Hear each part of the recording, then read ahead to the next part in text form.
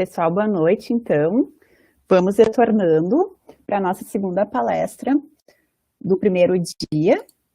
Então, só relembrando alguns avisos para vocês, né? A lista de presença, ela é disponibilizada ali pelo chat, por um formulário Google Forms, e ela fica disponível por algum tempo. Então, se vocês puderem ficar observando ali o chat, né, para não perder e assinar essa lista. E só relembrando, é para o pessoal que está inscrito no curso, tá?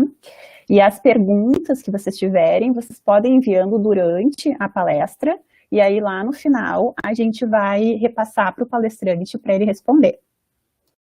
Então, a nossa próxima palestrante é a professora Ana Paula. A Ana Paula é bióloga e doutora em fisiologia pela URGS. Ela fez pós-doutorado no IMET, da Universidade de Maryland, em Baltimore, nos Estados Unidos. Atualmente, a Ana Paula é professora associada do Departamento de Fisiologia da URGS, e ela ministra disciplinas de Fisiologia Veterinária para o curso de Medicina Veterinária. É orientadora permanente do Programa de Pós-Graduação em Ciências Biológicas e Fisiologia da URGS, onde orienta alunos nas linhas de pesquisa Ensino em Fisiologia Animal, Metabolismo e Endocrinologia Comparada, com ênfase em crustáceos e mamíferos. Ministra também a disciplina de Fisiologia Evolutiva no nosso programa de pós-doutorado. Então, professora, obrigada pela presença. Pode iniciar a sua palestra. Então, gente, boa noite novamente. Espero que estejam todos me ouvindo bem. Bom, então, dando continuidade, vocês vão perceber que alguns slides da minha apresentação são parecidos com os slides da professora Roselias, como não poderia deixar de ser. Então, hoje eu vou falar sobre os nossos estudos na área de metabolismo e endocrinologia de crustáceos, que vem sendo desenvolvidos aqui no AMEC, né? E também alguns trabalhos que eu realizei em outras universidades também. Então, organizei a apresentação em dois momentos. No primeiro momento, então, eu vou falar sobre o metabolismo, vou focar assim, na parte de variações sazonais, efeitos de dietas sobre o metabolismo de crustáceos e efeitos do jejum e da realimentação. E no segundo momento, então, eu vou falar, claro que não dá para falar de todo endocrinologia de crustáceos, eu vou falar principalmente dos hormônios envolvidos no controle endócrino do metabolismo.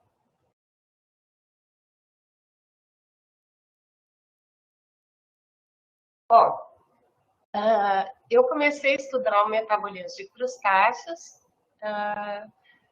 quando eu entrei no curso de mestrado em fisiologia, sob orientação da professora Roseli.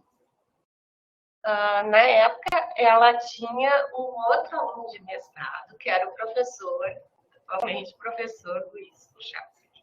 E eles estavam começando a estudar um caranguejo neohélice granulado, que é um caranguejo muito interessante, porque ele ocorre desde o Golfo de San Martín, na Argentina, até o Rio de Janeiro.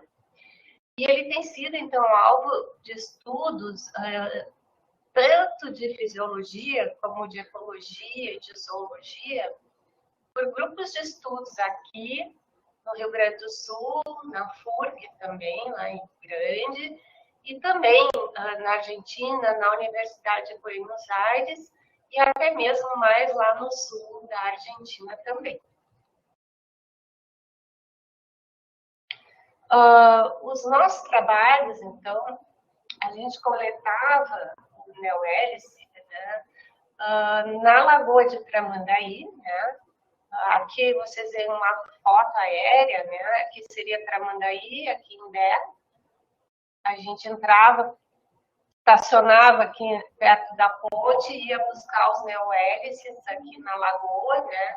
Eles existiam na época que eu comecei, né? Grandes caranguejais aqui na margem da lagoa e era muito fácil pegar os animais. Infelizmente, uns tempos para cá, quando a gente caminha ali na margem da lagoa, a gente não encontra mais os nossos caranguejos. Então, para conseguir coletar os animais, a gente tem que pegar um barco e ir lá para as ilhas, no meio da lagoa. A maioria dos trabalhos que eu vou mostrar para vocês, a gente fez uma sinopse, fizemos uma revisão, né?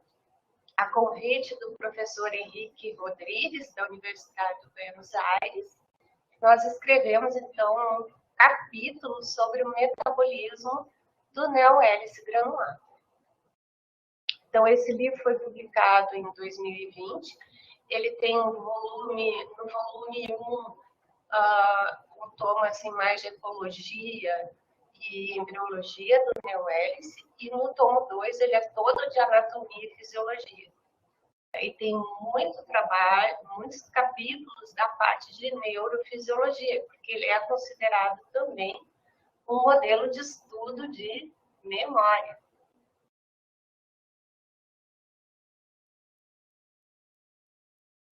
Bom, então, como a professora Roselis mostrou, o nosso capítulo é o capítulo 11.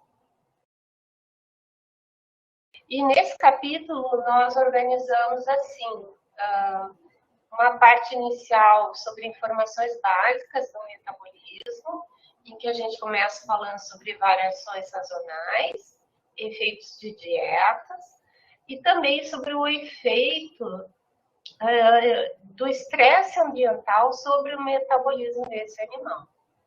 Então, é muito interessante, eu gosto de brincar e dizer que ele é um tanque de guerra, porque durante o meu mestrado nós deixamos eles 2 meses em jejum, e eles sobreviveram.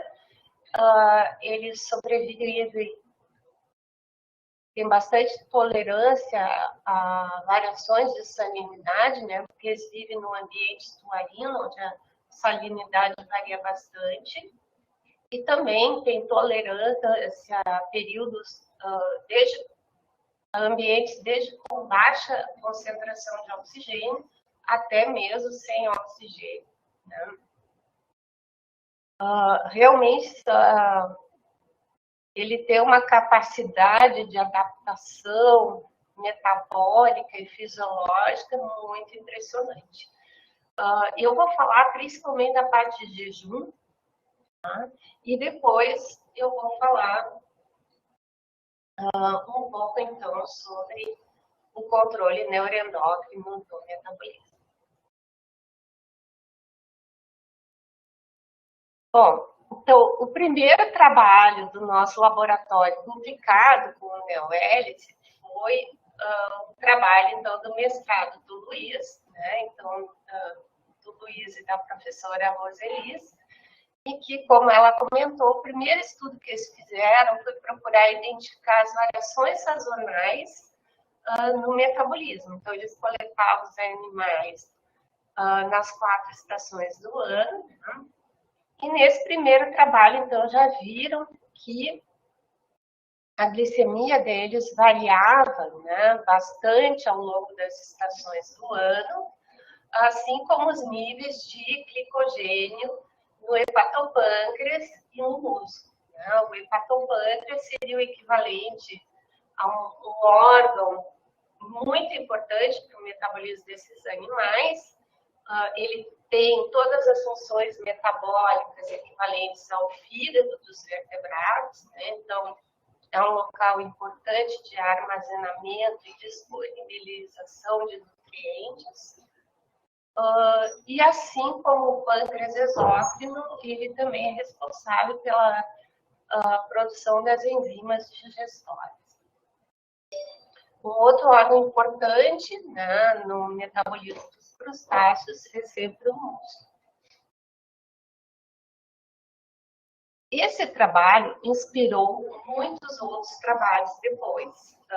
Depois que eu terminei o meu doutorado e fui trabalhar na UBRA, lá na UBRA eu comecei a estudar um outro crustáceo, um outro caranguejo bastante conhecido, né, aqui no Brasil, que é o Maria Farim, um ossípode quadrata, chamado de Ghost Crab nos Estados Unidos, né, um caranguejo fantástico. Esse caranguejo, então, ele ocupa, ele é encontrado desde os Estados Unidos, toda a costa dos Estados Unidos, né, aqui América Central, até aqui o Rio Grande do Sul e no Uruguai. Então, nós começamos estudando as variações sazonais no metabolismo do ossípode na praia do Siriú, lá em Santa Catarina, que foi escolhida por ser uma praia mais preservada, né, com pouca ação antropogênica e com uma temperatura média anual ambiental um pouco maior que aqui no Rio Grande do Sul. Esses resultados a gente publicou em 2007, foi um trabalho com os meus colegas e alunos lá na UBRA. E depois nós quisemos, então, fazer uma comparação com uma praia nossa, né? E aí, então, nós escolhemos a praia de Rondinha, que também, entre as praias do Rio Grande do Sul, é a que tem menos movimentação humana no verão. E foi bem interessante, porque a gente viu que, mesmo sendo a mesma espécie de animal, a gente podia encontrar diferenças no metabolismo ao longo do ano entre as duas praias. Aquele período que a gente realizou esse trabalho em Rondinha, foi um período em que o outono foi marcado por muitas tempestades. A gente fez coleta logo depois do famoso furacão que teve aqui o Catarina, não sei se vocês lembram disso, né? Uma coisa interessante do ossípode é que ele, no que tiver vento, ou no que a temperatura baixar de 15 graus, ele volta para dentro da toquinha dele na areia, e aí é uma dificuldade tremenda para coletar esses animais. Eles são muito rápidos, eles se intocam, as tocas são muito profundas e a gente ficava horas tocando na praia para conseguir coletar os animais. E aqui, então, a gente percebe que o glicogênio no músculo, tanto de macho como fêmeas, nesse trabalho, ele foi muito mais alto no outono do que nas outras estações. Aqui vocês veem o glicogênio hepatopâncreas, aconteceu a mesma coisa. Então, como eu disse, né, aquele período de estudo, o outono foi marcado por muitos ventos e tempestades, né, o que faz com que ele fique mais tempo intocado, portanto, diminui a atividade locomotora, né? Então, provavelmente, esse aumento no glicogênio teria sido principalmente por isso, por ele ficar mais tempo quietinho dentro da toca, ou seja, em menor atividade física. É claro, não é o único fator, mas provavelmente foi um dos fatores que contribuiu. Bom, esse estudo sazonal do metabolismo em crustáceos, como eu disse, aquele primeiro trabalho da Roselise e do Luiz foi pioneiro, né? Eu fiz um trabalho também em colaboração com a professora Gwendalina, né, lá da PUC, e também com o professor Bucup, do nosso departamento de zoologia, e o professor Bucup se interessava muito pelo estudo dos lagostins, né, pelos parasitacídeos. A gente fez, então, o primeiro estudo no Parastatus cephossus,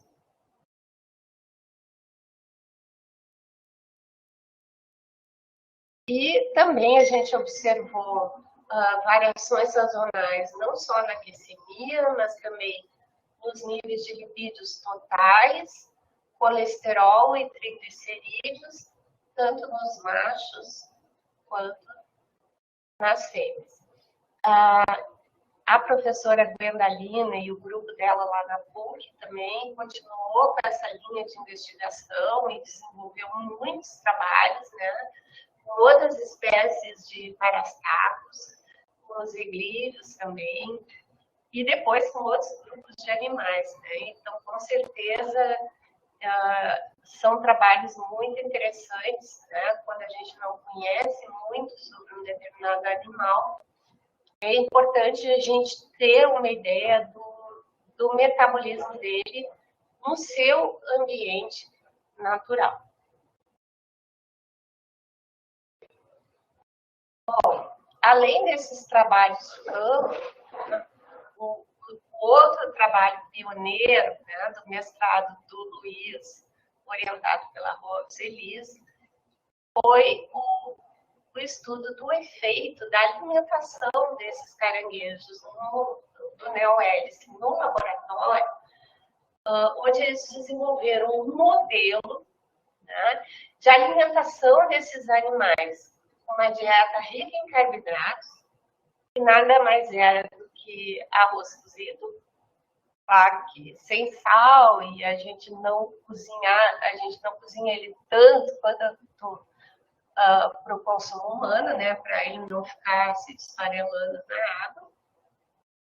Esse arroz cozido, então, seria um equivalente a uma dieta rica em carboidratos, à medida que esses caranguejos, eles consomem bastante espartina e outros detritos vegetais também.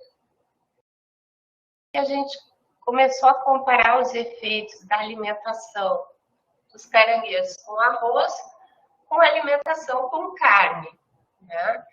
E então a gente dava uma carne crua, né? E a carne bovina, então, foi usada como referência de uma dieta rica em proteínas. Aqui vocês veem, eles se adaptam muito bem, né, a essas dietas. E esse trabalho, então, também foi pioneiro no laboratório e originou inúmeros outros trabalhos e tem muitas citações, não só do nosso grupo, mas de outros pesquisadores em várias regiões.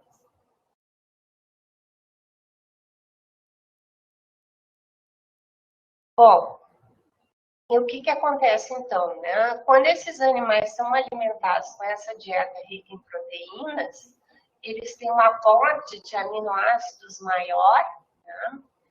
A glicemia deles fica um pouco menor, e comparado com o animal que recebe o arroz, né?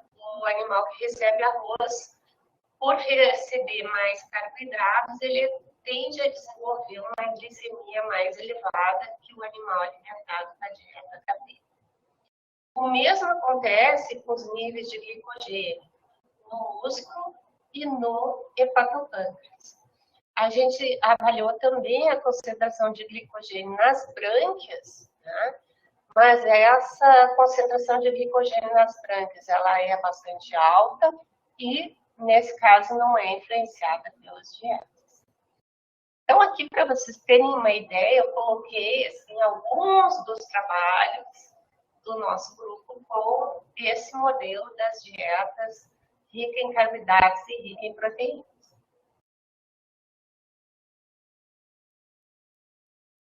Bom, quando eu ingressei, então, no mestrado, né, o Luiz já tinha feito o estudo sazonal, já tinha começado esse modelo das duas dietas, né, e trabalhos em campo com esses animais já tinham verificado que ele podia, que a oferta de alimentos para eles não era muito regular. E já se havia suspeita de que esses animais poderiam ser exemplos de animais adaptados ao jejum. Então, no meu trabalho de mestrado, eu comecei a ver os efeitos do jejum nesses animais. E a gente chegou a deixar eles até 2 meses em jejum. Eu colocava eles em gaiolas que boiavam nos aquários, de maneira que eles não pudessem acessar o sedimento do aquário.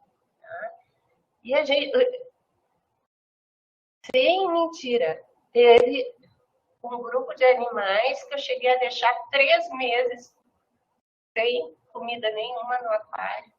E depois eu soltei, eu realimentei eles, porque eu fiquei com pena, mas eles sobrevivem até 3 meses sem se alimentar.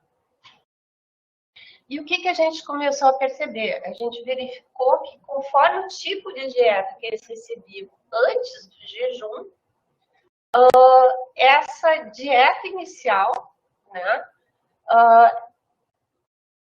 ela influenciava a glicemia no estado alimentar, né? Então aqui vocês veem que o animal que recebia o arroz tinha uma glicemia inicial muito maior do que os animais que recebiam a carne, mas os animais HC, em 15 dias, eles já começavam a consumir bem essa glicose, baixava bastante e estabilizava.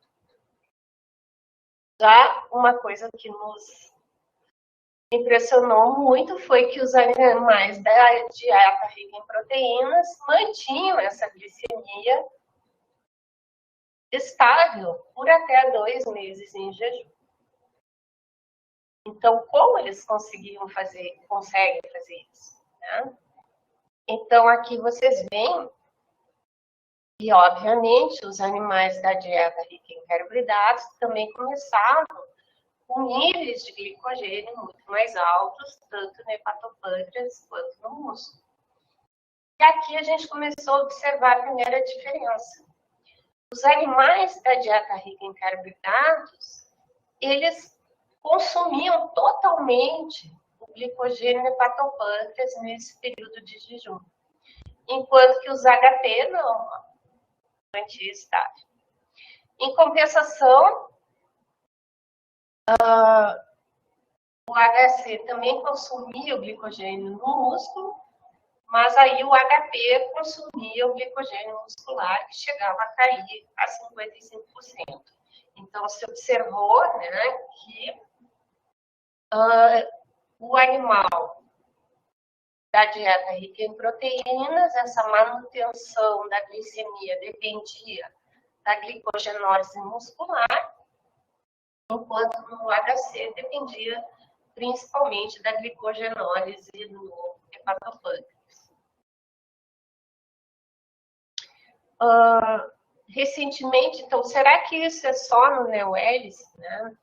Então, quando eu estive em Baltimore, eu retomei os estudos com o ciclo de quadraca, com Maria Farinha, porque eu podia coletar esse caranguejo lá também, né? E aí, a minha ideia lá era estudar também o jejum, e depois eu vou falar um pouco do hormônio hiperviciamiante de crustáceos durante o jejum.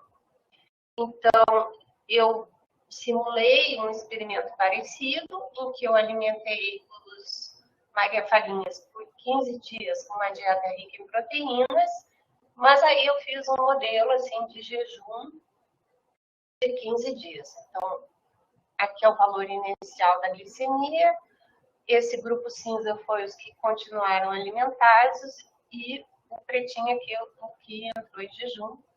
E diferente do neohélice, ele tem uma diminuição significativa da glicemia durante o jejum. Porém, assim como o neohélice, alimentado com a dieta rica em proteínas, o glicogênio hepatopâncreas não se modificou, enquanto que o glicogênio muscular diminuiu. Então, mostrando, né? Então, vocês veem que é difícil, quando se estuda o metabolismo de crustáceos, né? Tem diferenças entre espécies, às vezes sutis, né? tem diferenças de uma população de um local para o outro, né? Então fica muito difícil fazer generalizações mais amplas.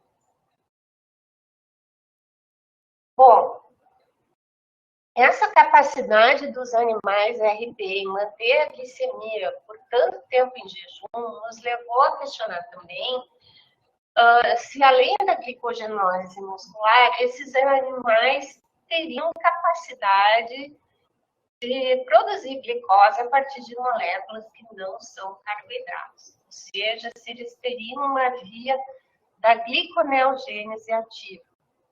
Naquela época que eu estava no mestrado, isso era uma pergunta assim, bastante controversa. Existiam alguns trabalhos que diziam que eles não poderiam fazer gliconeogênese.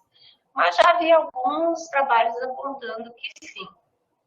Então, nós começamos a estudar a capacidade dele desenvolver essa gliconeogênese. Então, aqui, para quem não lembra, eu coloquei um esqueminha do Leninger. Tá?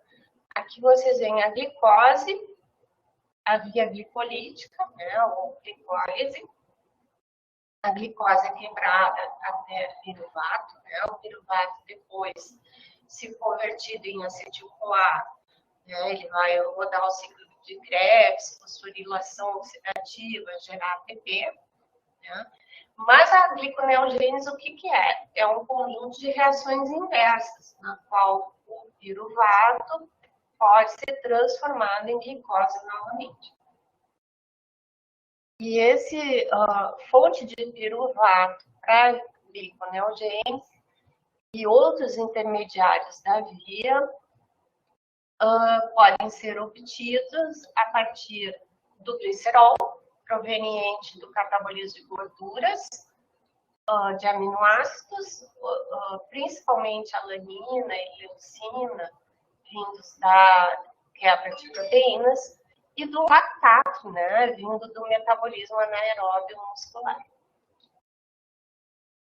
E a principal enzima nessa rota é a fosfenol piruvato carboxiquinase, conhecida como PEPCK, que vai atuar aqui, então, nessa etapa inicial do piruvato para oxalacetato, do oxalacetato para fosfenol piruvato. Então, quando eu estava já no doutorado, a gente iniciou uma série de estudos em que eu injetava glicina radiativa e glicose radiativa nos animais, né? E depois, então, eu media a formação de glicose e de glicogênio e até mesmo de lipídios e proteínas radiativas. Né? Então, aqui é só alguns dos resultados, né? Chamam a atenção. E vocês veem, então, que a glicina, né, foi transformada em glicose radiativa. Então, se eu injetei glicina e consegui obter glicose radiativa, isso é uma demonstração de que esses animais conseguem converter glicina em glicose, ou seja, eles teriam capacidade de gliconeogênese. E vocês vejam que eles têm essa capacidade nas brânquias, no hepatopâncreas e no músculo. E essa capacidade, nesse caso, eu fiz esse experimento só com animais da dieta HP e também com animais alimentados em jejum de 15 dias e realimentados. Então, reparem que não há modificações significativas, nem nas brânquias, nem no hepatopâncreas. Mas no músculo, sim, houve um aumento da gliconeogênese nos animais realimentados.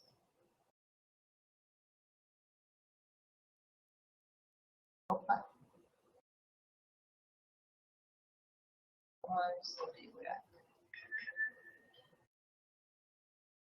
Então, nós fizemos também estudo in vitro que confirmou esses achados. Né? Na mesma época, a guandalina, a Ana Lúcia Quitó e outras colegas no laboratório também começaram a estudar a gliconeogênese nesse animal, a gliconeogênese durante o jejum, gliconeogênese durante estresse osmótico, durante hipóxia e anóxia. A Vanessa Schein também trabalhou com a gente, trabalhou dentro dessa linha da gliconeogênese, né? E conseguiu, então, sequenciar a enzima PEPCK e se viu, então, que ela era expressa em vários tecidos do NEOS. Então, o resultado de todos esses trabalhos, aqui de novo eu citei alguns, né, foi a demonstração de que tanto o hepatopâncreas, quanto as brânquias, quanto o músculo do neohélice, sim, apresentam a gliconeogênese. Essa gliconeogênese, essa síntese de glicose, ela pode ser feita a partir de lactato, de alanina, de glicina e até mesmo de glicerol. E que essa via é importante durante o jejum e a realimentação, durante a osmorregulação e durante a hipóxia e a anóxia. Ela é uma alta atividade gliconeogênica que provavelmente contribui bastante para o pronto fornecimento de glicose à medida que o animal é exposto aos diferentes desafios ambientais. Bom, durante aquele trabalho do jejum, a gente também avaliou a quantidade de lipídios totais na hemolinfa e no hepatopâncreas e no músculo, né? E uma outra diferença é que os animais da dieta rica em proteínas, eles gastavam mais o lipídio do hepatopâncreas, enquanto da dieta rica em carboidratos consumia mais os lipídios musculares. Mais recentemente, também naquele trabalho com o ossípode, a gente avaliou os níveis de triglicerídeos na hemolinfa dos animais alimentados em jejum e também esses triglicerídeos se mantêm intactos após 15 dias em jejum. E no hepatopâncreas, então, a gente observou uma diminuição nos triglicerídeos e também no glicerol. Então, provavelmente, né, está havendo um aporte desses lipídios de hepatopâncreas para a hemolinfa, né, contribuindo para a manutenção dessa trigliceridemia intacta preservada durante o jejum. Bom, falando em lipídios, né, e jejum, recentemente a Elaine, né, entrou no nosso laboratório. Isso foi antes do doutorado dela, foi o experimento do TCC dela, do curso de especialização, se eu não estou enganada, né, a Márcia Roselis, que podem me ajudar. A gente fizemos também um trabalho em que os neohélices eram alimentados com as duas dietas, eram submetidos a 5 semanas em jejum, só que aqui a gente traçou um perfil lipídico mais detalhado, como vocês estão vendo aqui, né? Aqui o HP é o animal alimentado, o HPS é o animal que foi alimentado com a dieta HP e ficou em jejum, e o mesmo aqui o HC e o HC jejum. E aqui a gente mediu também os níveis de glicerol, né, e também observamos diferenças no glicerol e também diferenças do verão para o inverno. Ou seja, se os animais são submetidos ao jejum no verão ou no inverno, a resposta metabólica deles é diferente. Então, quando a gente estuda o metabolismo nos crustáceos, a gente sempre tem que levar em consideração a estação do ano em que o experimento vai ser realizado, porque isso acaba afetando. Então, mesmo a gente trazendo os animais do campo para o laboratório, procurando preservar constante a temperatura, enfim, a salinidade, o oxigênio, se a gente preservar o fotoperíodo natural, provavelmente eles vão manter as variações sazonais. Então, ao longo de vários estudos, de vários colegas, né, a gente sempre procurou separar os resultados obtidos no verão dos resultados obtidos no inverno.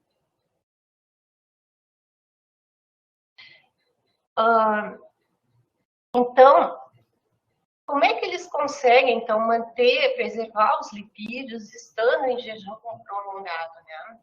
Então, será que esses animais também conseguiriam fazer a gliceroneogênese? A gliceroneogênese também é conhecida como uma versão curta da gliconeogênese, em que vocês veem aqui essa etapa inicial de transformação do piruvato, oxalacetato, fosfenol piruvato, né, catalisada pela PEPCK,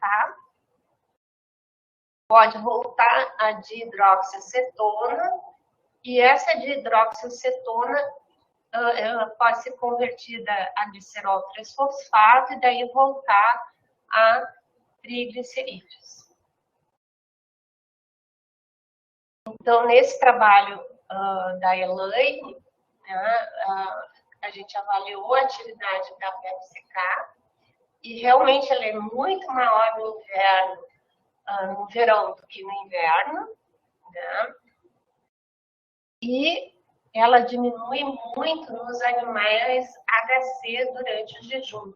Já nos outros grupos ela se mantém alta, né? No HP ela se mantém alta durante o jejum. Em todos os grupos ela diminui no inverno. E aqui, então, vocês veem a formação, né, de glicerol a partir de piruvato. Então, mostrando que realmente ele consegue converter o piruvato a glicerol. Então, sim, esses animais também têm uma capacidade de gliceroneogênese, que é uma reação, uma via metabólica que não é tão conhecida, mas que é bastante estudada em mamíferos, né? E quando se escreveu esse trabalho, foi feita uma revisão bibliográfica e ela é descrita para poucos animais, né? Ela é bastante importante também nos ursos, principalmente durante a hibernação. Bom, então, fechando essa primeira parte, resumidamente, o que eu posso dizer para vocês, né? Que os crustáceos, eles têm as mesmas vias metabólicas que a gente estuda na bioquímica de mamíferos, né? Gliceroneogênese, gliconeogênese, síntese de glicogênio, glicogenólise, enfim. Essas vias variam de importância conforme o tipo de estresse que o animal está sendo submetido, né? Então, essa figura é o graphical abstract que a gente fez para o capítulo do livro do Neil West. Bom, gente, e quando a gente pensa assim em endocrinologia de crustáceos, né? Eu imagino que vocês devam ter várias perguntas, né? Então, aqui eu coloquei algumas. Se quiserem, podem ir respondendo no chat, né? O que vocês acham? Os crustáceos possuem as mesmas glândulas endócrinas que os mamíferos e os vertebrados? eles têm os mesmos hormônios peptídicos, como o glucagon e a insulina, catecolaminas, hormônios esteroides, o que vocês acham? A professora Roseli já falou um pouquinho, né, sobre os moluscos na apresentação dela, né? Ela mostrou os trabalhos sobre a ação da insulina nos moluscos, né? Mostrou também trabalhos sobre catecolamina, serotonina, acetilcolina nos moluscos. Será que também tem essas moléculas nos crustáceos? E se tem, será que a adrenalina e o glucagon têm o mesmo papel sobre o controle da glicemia no jejum? E a insulina no estado alimentar?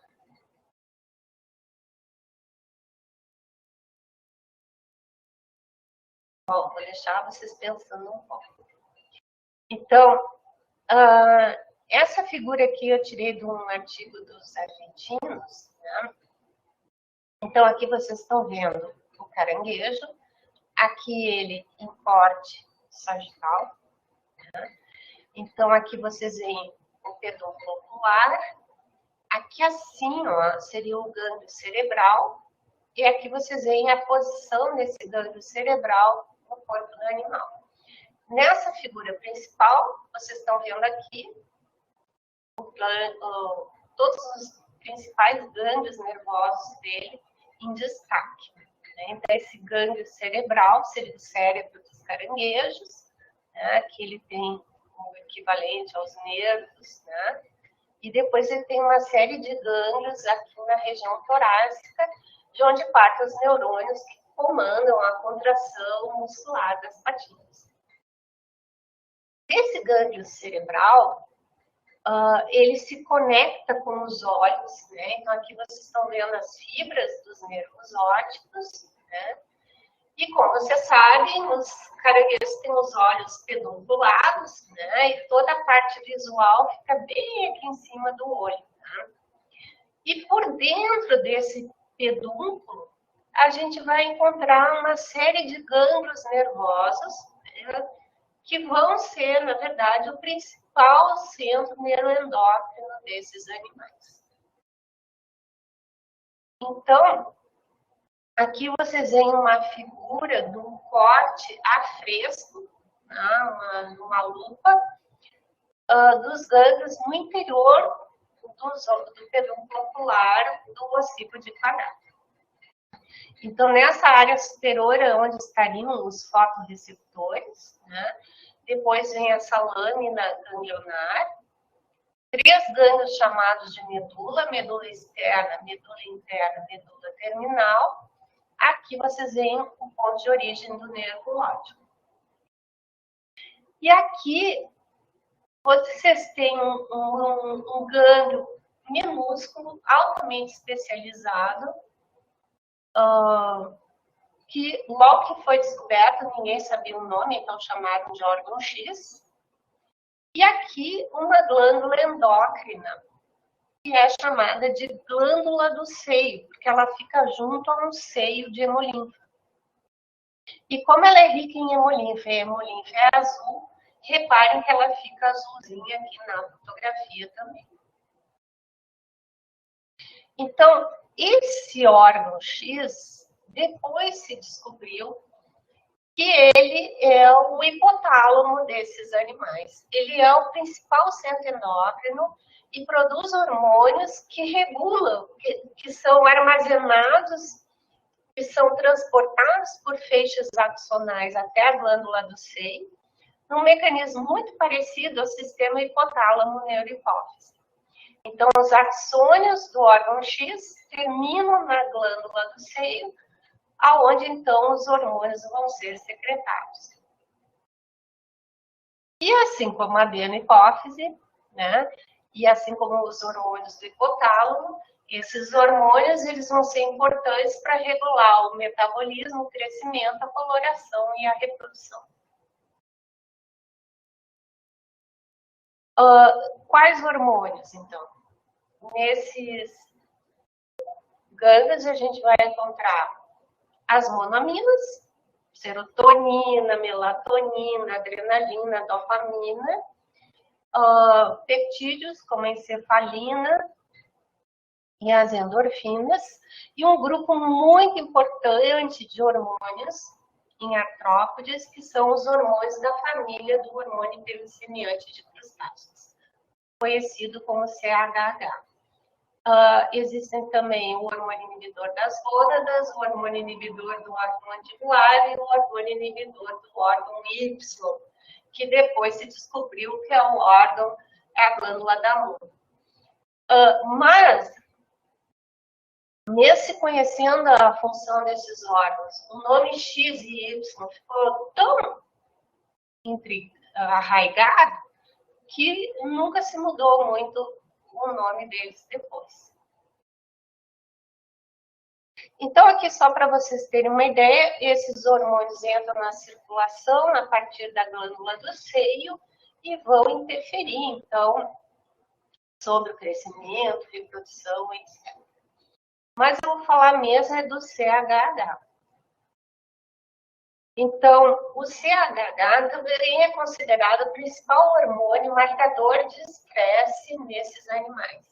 E além de regular o metabolismo de carboidratos, né, se sabe que ele é importante em osmorregulação, durante o exercício, enfim, outras funções. Então, a liberação desses hormônios, ela vai depender da chegada de estímulos sensoriais. Né? Esses estímulos sensoriais, então, vão interferir na secreção do CHH.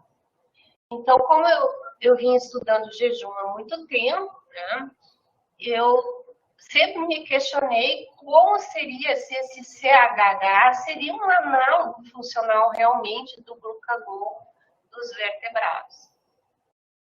Mas quando eu fui a Baltimore, eu fui para lá justamente para sequenciar o CHH no neo-hélice.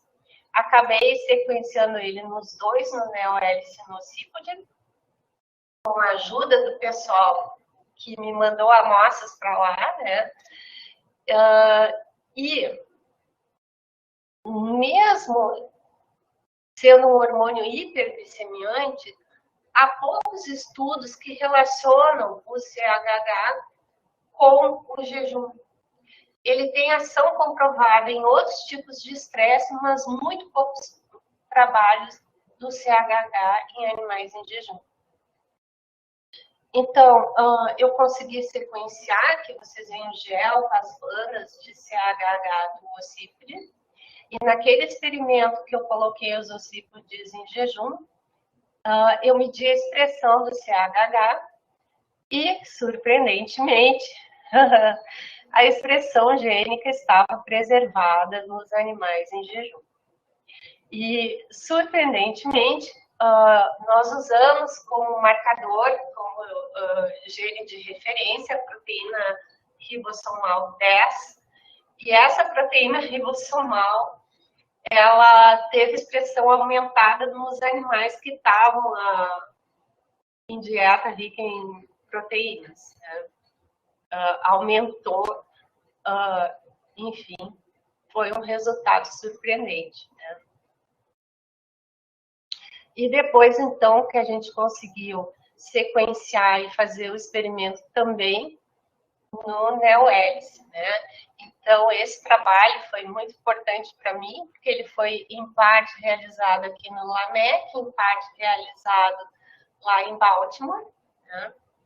Então, eu fiz o sequenciamento do hormônio lá. Aqui vocês veem a árvore filogenética, né? O CHH do neo-hélice, ele é muito similar ao de outras espécies da mesma família dele. Aqui vocês veem a posição do CHH do ossípode. Né? E aí, o que aconteceu? A gente repetiu o experimento em animais. A gente mediu a expressão do CHH em animais alimentados com dieta rica em carboidratos, rica em proteínas, e depois submetidos ao jejum. E, novamente, não tivemos diferenças significativas. Aqui, então, a gente usou outro marcador, que foi a arginina quinase, e também não tivemos diferenças significativas. Então, realmente, né, mesmo sendo um jejum mais prolongado, né, um jejum de 4 semanas, também não houve variação na expressão.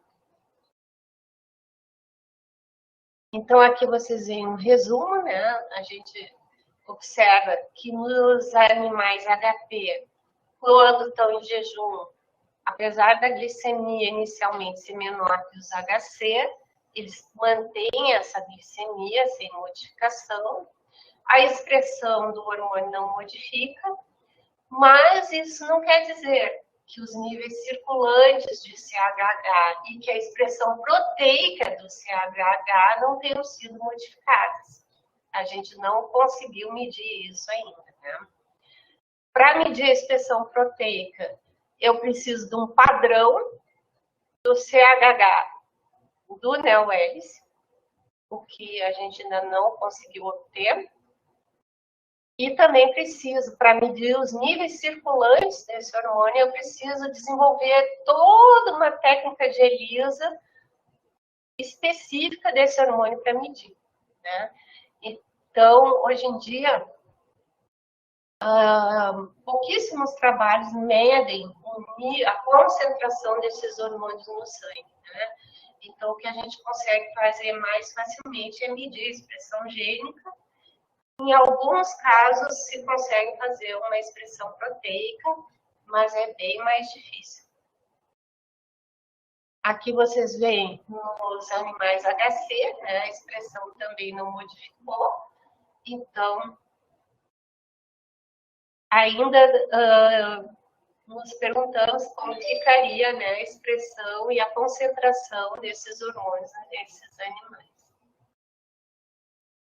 Bom, além do CHH, né, respondendo a pergunta de vocês, então aqui no pedúnculo ocular também é produzida serotonina, melatonina e as catecolaminas. E esses hormônios, ou neurotransmissores, como vocês preferirem, né, eles influenciam na secreção do CHH. Então, fatores sensoriais, fatores sazonais interferem, os diferentes tipos de estresse, né, vão se refletir em alterações nos níveis desses neurotransmissores e que vão interferir na secreção do CHH. Estudos antigos do Keller, lá na Alemanha, com o Euclides, né, que também foi meu orientador no tempo que eu tive lá na FURC, eles demonstraram que quando a glicose aumenta, esse aumento da glicemia faz um feedback negativo na secreção do CHH. Então, quando eu entrei no doutorado e depois, mais adiante, né, já haviam estudos que falavam que injeções de adrenalina e de serotonina também causavam hiperglicemia. E se havia dúvida, então, se isso seria um efeito direto da serotonina e da adrenalina nos tecidos como hepatopâncreas, ou se seria um efeito lá no pedúnculo ocular estimulando a secreção do CHH.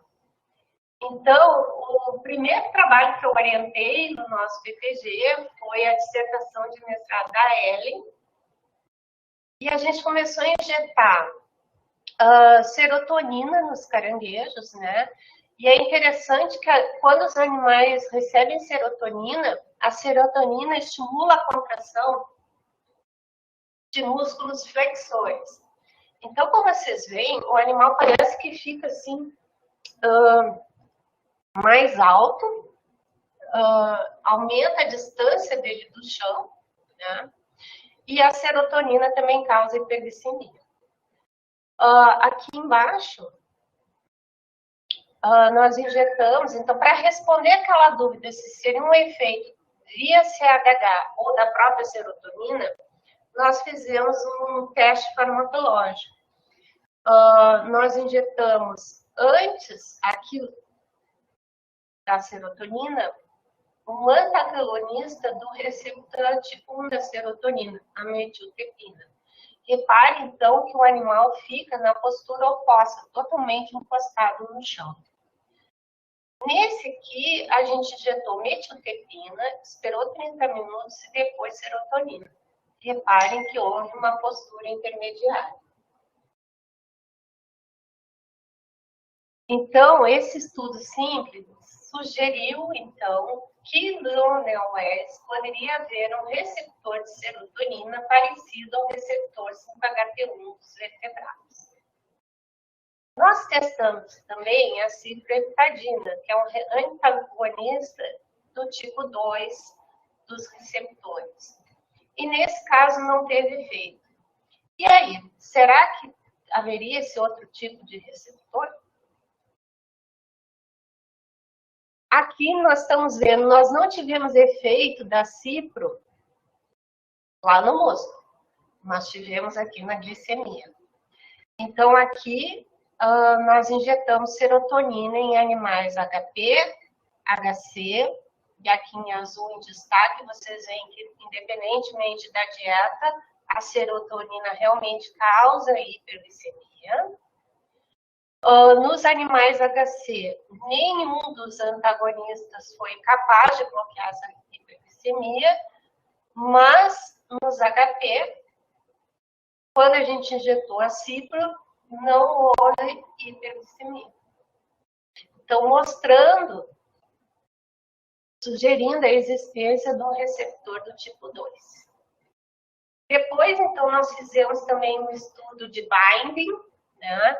A gente injetou serotonina marcada com trício, né, o hidrogênio 3, e fomos ver aonde a gente achava essa radioatividade depois. Ela foi maior nas brânquias, né, e aqui vocês veem que radioatividade em branquinho, que é só com serotonina radioativa, e quando a gente dava o antagonista, caía a mais da metade a radioatividade. Então, mostrando que a metiltriptina estava impedindo a ligação da serotonina nas brânquias.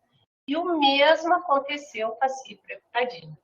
Então, esse estudo mostrou que nas brânquias eles têm receptores de serotonina parecido com os receptores da família 5-HT1 e 5-HT2 dos vertebrados. Também testamos o efeito da adrenalina. A adrenalina, né, estimula a glicogenólise e a lipólise nos vertebrados, né, e a gente queria saber se ela também faria isso no nosso caranguejo. E aqui foi interessante que ela não mexeu na lipólise e apresentou hiperglicemia em algumas doses só, não foi um efeito dose dependente. Ela teve efeito em algumas doses nos animais HP e em uma única dose apenas nos animais HC. Aqui a gente não chegou a fazer o teste com os antagonistas, né? Então, quem quiser me ajudar a fazer esse experimento é muito bem-vindo. E quando a gente fez o estudo em vivo, né, in vitro, aliás, esse trabalho aqui foi o TCC do Jorge, o trabalho de conclusão dele no curso de veterinária. E aqui vocês veem que quando a gente empurrou os tecidos em vivos com diferentes doses de adrenalina, reparem que daí ela foi diminuir, ela teve efeito marcante em algumas concentrações somente nos animais HP. Ela não apresentou efeito nos animais RC. Aliás, então, assim como a serotonina, o efeito da adrenalina sobre o metabolismo depende da dieta em que os animais foram previamente adaptados. E no experimento em vivo, então, a gente avaliou a lipólise pela liberação de glicerol e nenhuma dose a adrenalina teve efeito. Então, gente, resumindo, né, esse controle hormonal do metabolismo nos crustáceos vai depender do hormônio hiperglicemiante, mas vai depender também dos níveis de monoaminas, né, que podem agir tanto influenciando a secreção do CHH, como em tecidos alvo periféricos. Provavelmente as dietas interferem, né, à medida que altera os níveis de glicose no sangue, pelo mecanismo de retroalimentação negativa, e também existe um mecanismo já descrito para o lactato, só que aqui ele faz o contrário, faz uma retroalimentação positiva. Mas muitas perguntas ainda temos para responder, né? Então, no trabalho do Leonardo, nós estamos vendo como um poluente, no caso, o tributil estanho, interfere no metabolismo dos caranguejos. Nós temos um grupo de trabalho com a Camila, lá do Paraná, né, em que a gente está vendo os efeitos de uma infecção viral sobre o metabolismo, né? Então, existem muitas questões em aberto e muita coisa ainda para a gente estudar. Então, eu queria finalizar agradecendo e homenageando sempre a professora Roselias, que foi inspiração inicial para todos esses trabalhos, aos meus colegas, professores do laboratório, Luísa, Márcio, Luciano, as minhas colegas lá na PUC, a Gwenda, a Ana, e a outros colegas, assim como a todos os alunos do nosso laboratório, não só os meus orientandos, como todos os outros, né? E principalmente ao nosso grupinho do LAMEC Ensino, né?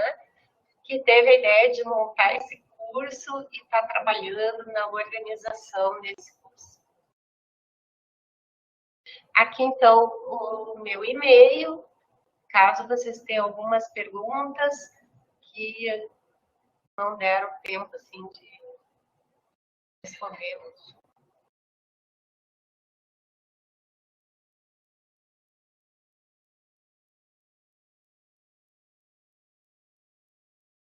Professora Ana Paula, muito obrigada pela tua palestra, muitas informações, foi muito enriquecedora, muito obrigada. E agora a gente vai aqui para o chat, que tem algumas perguntinhas. Então, a Mariana, ela perguntou, por que não se encontram mais caranguejos nesses locais de coletas iniciais e somente nas ilhas? Poluição? Ação antrópica? Boa pergunta. Eu acho que é uma mistura de tudo, né? Aquela região ali da Lagoa de Tramandaí, né? Tem muita ação antrópica, né? É uma região que fica super povoada de pessoas no verão, né? Com grandes dejetos de esgoto. Ali tem uma estação da Petrobras, tem navios petrolíferos, tem derramamento de óleo, né? Então, é um ambiente que está muito impactado. Né? Então, provavelmente é por causa disso. Professora, a gente tem outra perguntinha aqui do Harley.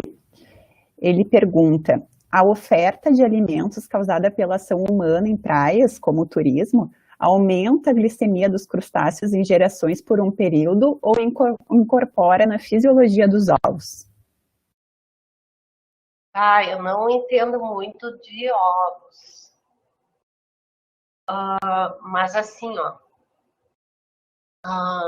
eles são onívoros, eles comem de tudo, tá? Então, por exemplo, se sabe que ali no ossípode, por exemplo, em regiões de praia que tem muitos pescadores e que deixam muito resto de peixe e tal, ele aparece um pouco.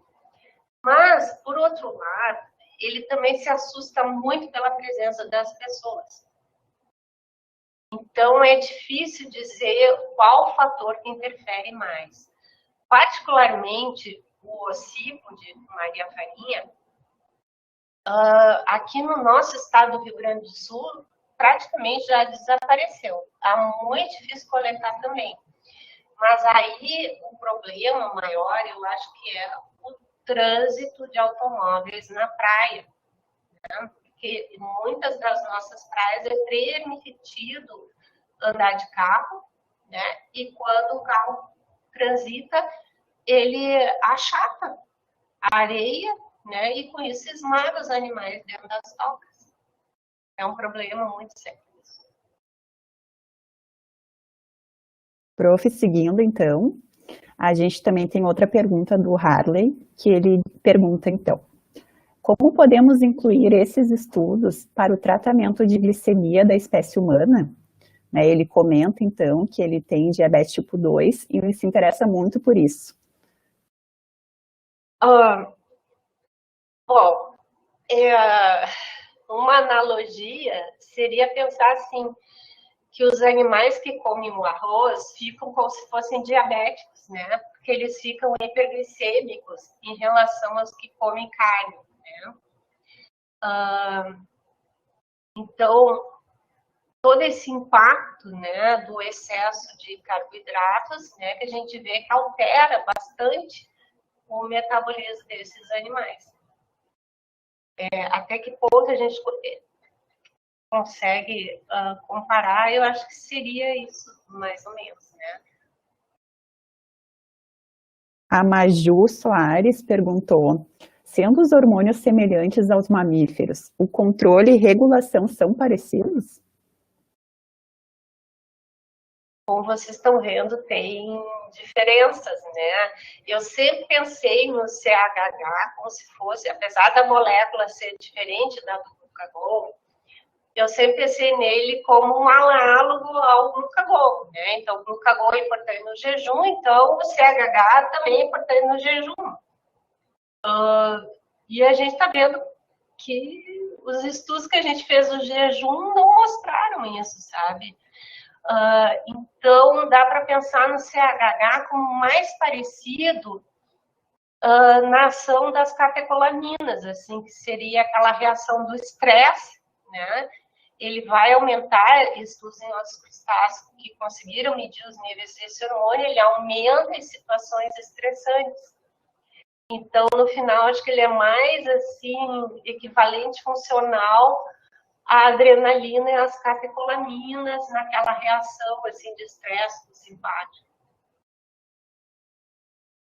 E a insulina, eu não vou falar, nem falei nada hoje, porque a professora Márcia vai falar na próxima aula. Isso, prof.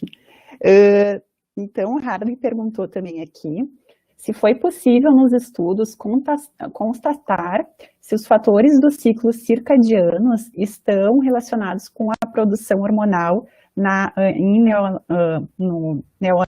neohélice granulata, né? Também. Sim, existem outros trabalhos, agora, se eu não me engano, lá de Rio Grande, quando eu estive lá em Rio Grande, eu comecei meu mestrado lá em Rio Grande com o Euclides, e eu me lembro da gente ter feito medir a glicemia assim, ao longo de 24 horas, de fazer experimento de noite, de coletar hemolímphica meia-noite, 2 da manhã, 4 da manhã. Então, eles têm, é característico de outros crustáceos, eles terem um ciclo circadiano também. Por isso que quando se faz experimento, a gente sempre padroniza. Então, naqueles experimentos das injeções de adrenalina e serotonina, a gente sempre procurava fazer o experimento no mesmo horário, para pegar o mesmo momento do dia. Porque a gente sabe que se eu fizer o experimento de manhã ou de tarde, eu posso ter um resultado diferente.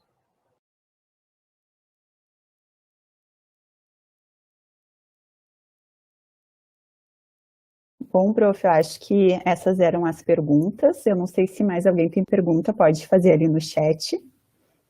Né? Agradecendo de novo a palestra da professora Ana Paula, está aqui com a gente. E eu quero, então, agradecer a presença de todos que estão aqui hoje, relembrando que a gente volta na quinta-feira, às 18h30, às 18h30 com a palestra da professora Márcia, né, moléculas semelhantes à insulina em vertebrados, e depois, às 8 horas, o professor Alan, com a palestra Diabetes em Cães e Gatos, e espero todos vocês aqui, né, o pessoal agradecendo ali no chat, e muito obrigada, pessoal, e até quinta-feira, então, se não tem mais perguntas. Também agradeço a presença e a participação de todos vocês. Então tá, pessoal, muito obrigada pela presença. Até quinta-feira. Até quinta, boa noite.